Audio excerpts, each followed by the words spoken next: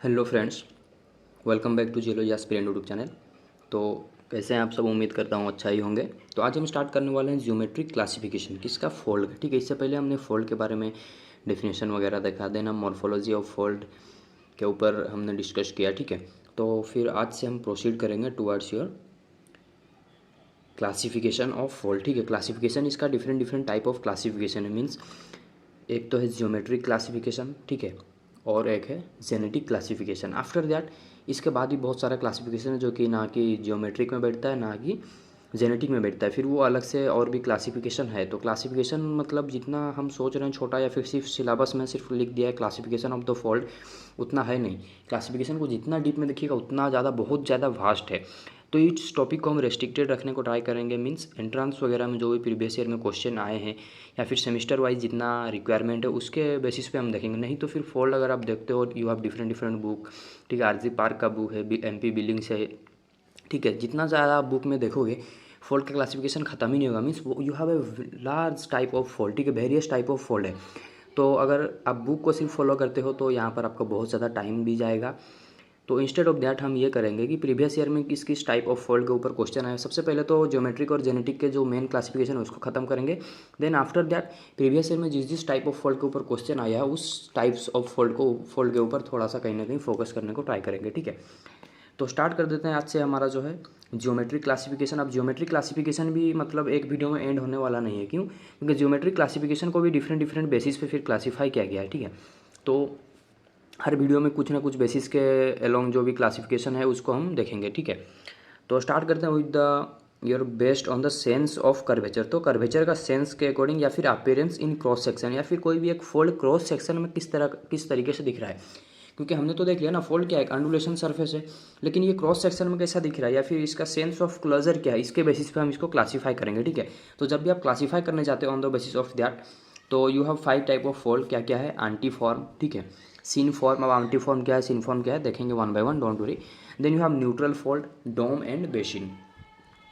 ये टाइप से फोल्ड के, ठीक है, on the basis of your sense of curvature और you can say appearance in cross section. ठीक है, जिसको कि हम पढ़ रहे हैं अंडर योर जियोमेट्रिक क्लासिफिकेशन। और जियोमेट्रिक क्लासिफिकेशन अभी चलने वाला है और भी इसके ऊपर 6-7 वीडियो आएंगे। ठीक है, तो स्टार्ट करते हैं with the antiform. Antiform क्या है चलिए फिर देखते हैं। तो antiform is nothing but any upward convex structure. तो अपवर्ड में कन्वेक्स होना चाहिए, तो कैसा रहेगा? ऐसा। ठीक है, any upward convex structure is termed as antiform. तो इस तरीके से भी मतलब स्ट्रक्चर अगर आपको देखने को मिला जिसको हम फोल्ड अगर बोल रहे हैं, मीन्स फोल्ड में अगर इस तरीके का स्ट्रक्चर देखने को मिला जिसमें अपवर्ड कन्वेक्स है, तो उसी को ही हम बोल सकते हैं एंटी फॉर्म। ठीक है, क्लोजेस अपवर्ड जो कि ऊपर में ही देखिए, ये क्लोज यहाँ पर हो रहा है ना, क्योंकि यहाँ पर तो ये ओपन वाला पार्ट है। क्लोजेस अपवर्ड कन्वेक्स साइड, ठीक है, अपवर्ड कन्वेक्स साइड में वो क्लोज होगा and open at the downward. और ऑब्वियसली डाउनवर्ड में ये क्या है? ओपन है, तो इसी को ही हम एंटीफॉर्म बोलेंगे। और यू कैन से लिम्स, इसमें जो लिम्स है ना, limbs are dip away from each other. तो लिम किसको बोलते हैं? इस पार्ट को हम लिम बोलते हैं, आप सभी को पता है। This is your limb and this is your limb. तो लिम्स आर डीप। अब डीप किसको बोलते हैं? कोई भी एक बेड का इंक्लिनेशन को हम डीप बोल रहे हैं। इसी को ही अगर आप 3D में इस तरीके से देखते हो तो ये एक मतलब बेड, मतलब एज अ बेड इस तरीके से दिखेगा ना, मतलब एक प्लेन है, तो इसका अगर इंक्लिनेशन देखते हो तो ये इंक्लाइन इधर है, और इसका इसी सिमिलरली अगर इंक्लिनेशन देखते हो इस पर्टिकुलर लिम का, तो इसका मतलब इंक्लिनेशन किधर है? इधर है। तो limbs are dip away from each other. ठीक है, तो लिम्स डीप कर रहा है एक दूसरे से दूर की तरफ। अगर यहाँ पर एक्सियल प्लेन भी आप ड्रॉ करते हो विद द रेफरेंस, फिर से ड्रॉ कर लेते हैं। ये अगर आपका एक्सियल प्लेन है और फोल्ड कुछ इस तरीके से है, तो आई होप आपको समझ में आता ही होगा थ्रू द इमेज। तो यहाँ पर लिम देखेंगे तो एक लिम इधर डीप कर रहा है, दूसरा लिम इधर डीप कर रहा है, तो limbs are dip away from each other. तो ऐसा अगर कोई कैरेक्टरिस्टिक दिखे फोल्ड में तो उसको हम बोल सकते हैं एंटी फॉर्म। बेझिझक आप बोल सकते हो एंटी फॉर्म जब भी आपको दिखे क्लोज अपवर्ड, और अपवर्ड जो रहेगा वो कन्वेक्स साइड रहे, तो ये बोल सकते हो। ये है उसका इमेज, इस तरीके से वो क्रॉस सेक्शन में दिखता है। इसी को 3D में अगर आप थोड़ा सा एक्सटेंड करोगे तो कहीं ना कहीं इस तरीके का एक अपीयरेंस देगा। ठीक है, this is your antiform. तो चलिए फिर देखते हैं next one is your synform. Opposite to antiform is your synform. तो सीन फॉर्म क्या है देखते हैं, मतलब ये एंटी फॉर्म से पूरा ही अपोजिट रहेगा। तो इसका डेफिनेशन क्या है देखते हैं।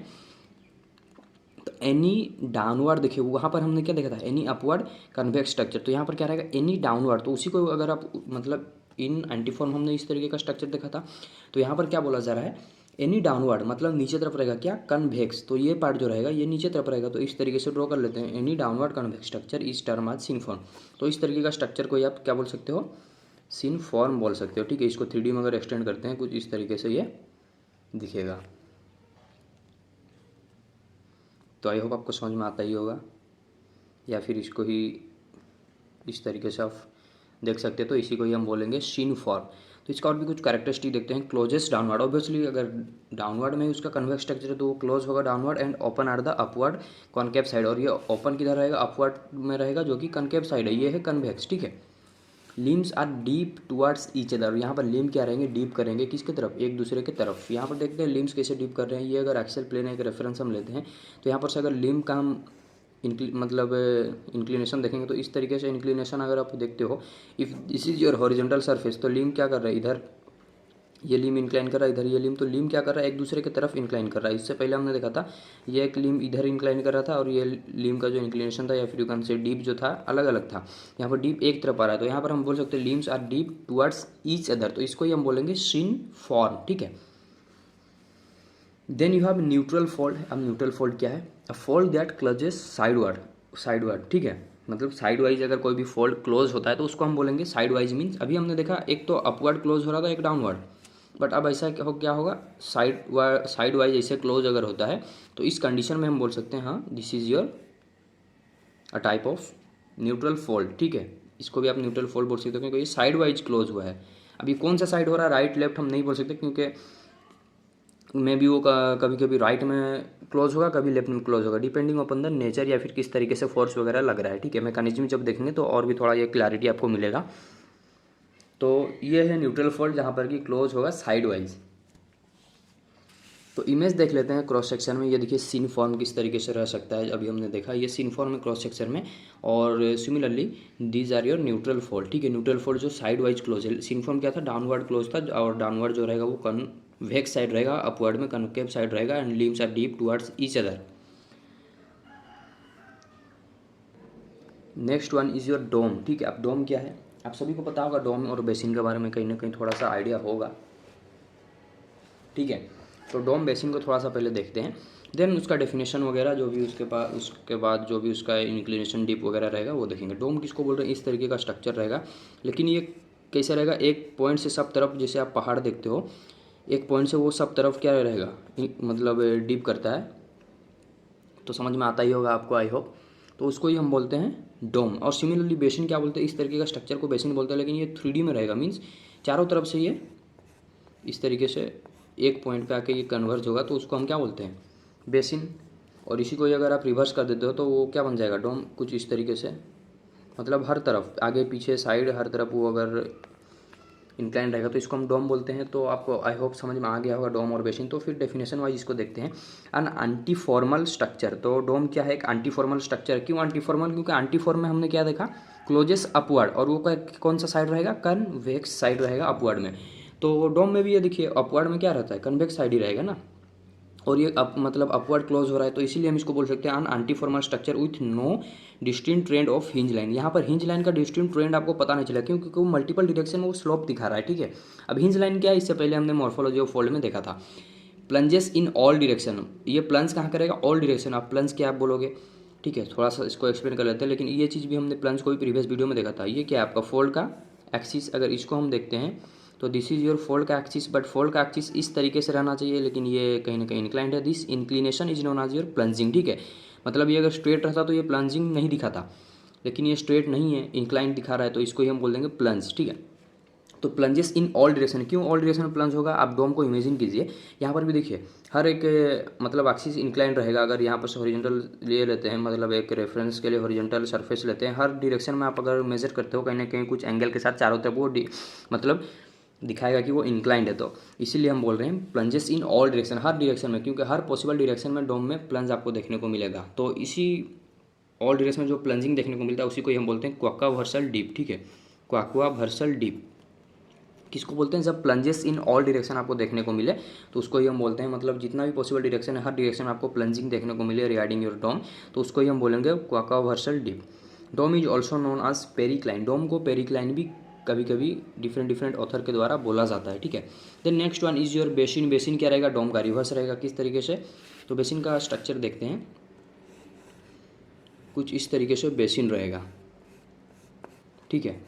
सेंट्रल में डिप्रेशन टाइप, और आप अगर पॉन्ड वगैरह कभी आपने विजिट किया है तो उसको भी इमेजिन कर सकते हैं, ठीक है।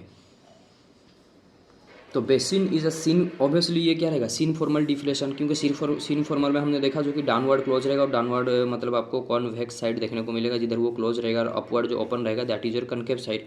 तो इसीलिए इसको हम सीन फॉर्मल डिप्रेशन भी बोल सकते हैं। Dip from all direction towards a central region, हर तरफ से आपको डीप देखने को मिलेगा टुवर्ड्स ए सेंट्रल रीजन, और इसी डीप को ही हम बोल सकते हैं हैविंग सेंट्रोवर्सल डीप, ठीक है। अब यहाँ पर बहुत सारे लोग या फिर बहुत सारे स्टूडेंट क्या करते हैं, सेंट्रोवर्सल को कंट्रोवर्शियल डीप बोलते हैं, तो ये गलत है। हम सेंट्रोवर्शियल ही डीप, मतलब सेंट्रोवर्शियल डीप ही बोलिए, ठीक है। कंट्रोवर्शियल डीप मत बोलिए, वो रॉन्ग टर्मिनोलॉजी है। तो आई होप आपको समझ में आ गया होगा what is the centroversial dip. Centroversial dip is nothing but, जब भी आपको डीप देखने को मिले from all the direction towards a central region, मतलब एक पॉइंट पे सब तरफ से डीप अगर हो रहा है तो उसको हम बोलेंगे सेंट्रोवर्शियल। लेकिन एक पॉइंट से डिफरेंट डिफरेंट डायरेक्शन में अगर डीप हो रहा है, ठीक है, ये बात को समझिए, डीप हो रहा है टुवर्ड्स ए कॉमन पॉइंट या फिर सेंट्रल रीजन, तो उसको हम बोलेंगे सेंट्रोवर्शियल। लेकिन एक कॉमन पॉइंट से सब तरफ अगर डीप आपको देखने को मिल रहा है उसको हम बोलते हैं क्वाक्वावर्शियल, जो कि आपको डोम में देखने को मिलेगा। डोम का ऑपोजिट है बेसिन, तो बेसिन में you get a type of centroversial dip. Basin is also known as centrocline, तो बेसिन को भी डिफरेंट डिफरेंट ऑथर के द्वारा सेंट्रीक्लाइन भी बोला जाता है। तो ये था all about your classification on the basis of closure, ठीक है, सेंस ऑफ क्लोजर आप बोल सकते हो, और यू कैन से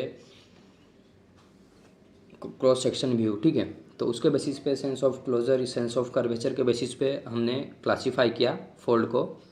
तो कुछ भी डाउट हो रिगार्डिंग दिस टॉपिक आप कमेंट सेक्शन में ज़रूर पूछ सकते हैं। And thank you for watching.